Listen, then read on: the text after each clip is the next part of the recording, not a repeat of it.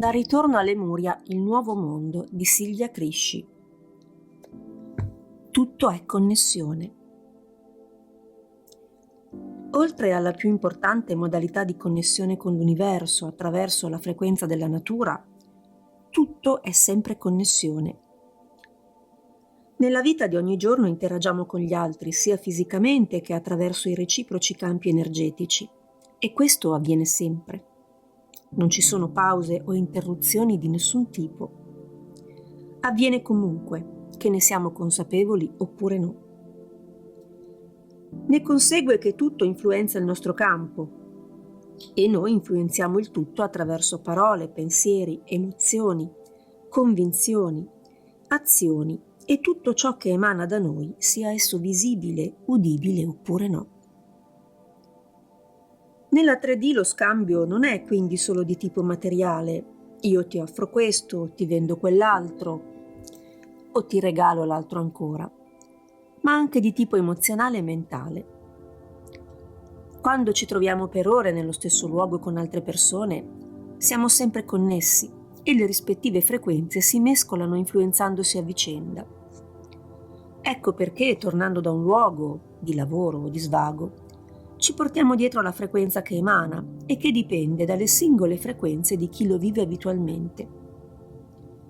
Talvolta entriamo in un luogo con un preciso stato d'animo e ne usciamo con una sensazione completamente diversa, migliore o peggiore, a seconda che la frequenza dell'ambiente fosse superiore o inferiore alla nostra. Le persone più sensibili avvertono il cambio di frequenza e quasi immediatamente decidono di sostare oppure andarsene quando questo è possibile. Se si tratta di un luogo di lavoro e siete obbligati a restarci per un certo numero di ore al giorno, si rendono necessari alcuni accorgimenti utili per alzare la frequenza dell'ambiente. Potreste portare con voi minerali o cristalli da posizionare in giro, se vi viene consentito, oppure diffondere oli essenziali dalla frequenza molto alta, o anche assumere voi stessi fiori di Bach o altri rimedi che influenzeranno l'ambiente circostante. Se questo non vi è possibile, potete senz'altro agire su di voi attraverso ciondoli di pietre dure da tenere al collo, fiori di Bach e oli essenziali che assumerete e vi applicherete sulla pelle, a seconda delle vostre conoscenze in merito. In questo modo influenzerete l'ambiente circostante e indirettamente anche i campi energetici delle persone che trascorrono il loro tempo con voi, le quali potrebbero manifestare due tipi di reazioni. Potrebbero sentirsi attratti dalla nuova frequenza e quindi apprezzarla, perché li farà sentire meglio, anche se non avranno alcuna consapevolezza di come questo accada. Potrebbero sentirsi infastiditi dalla nuova frequenza perché è troppo distante dalla loro e quindi in qualche modo sfidante. Quando lavoravo come contabile non potevo posizionare oggetti nel mio ufficio, che peraltro condividevo con altre persone, e quindi lavoravo su di me. A mano che proseguivo nei miei studi di naturopatia e imparavo a conoscere messaggi, sfumature e caratteristiche di molti rimedi naturali, mettevo in pratica la teoria e vivevo la mia esperienza.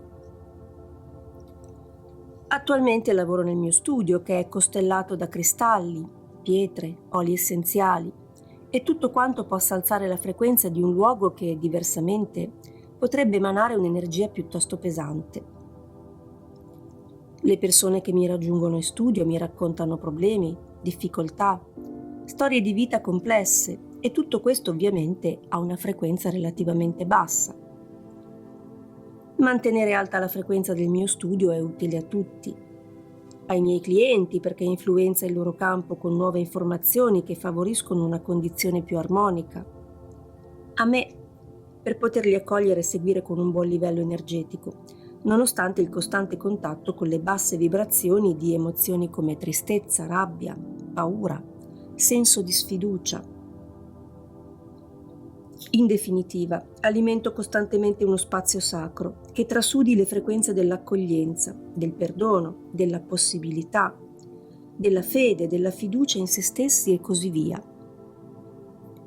Diciamo che non serve andare lontano per creare un ambiente che abbia le caratteristiche della quinta dimensione. Ognuno di noi può alimentare un preciso tipo di frequenza e creare un luogo sacro e terapeutico nella sua abitazione, oppure ovunque si renda necessario. Alla base di tutto questo ragionamento c'è la consapevolezza del fatto che siamo sempre tutti in costante connessione tra noi e con l'universo intero,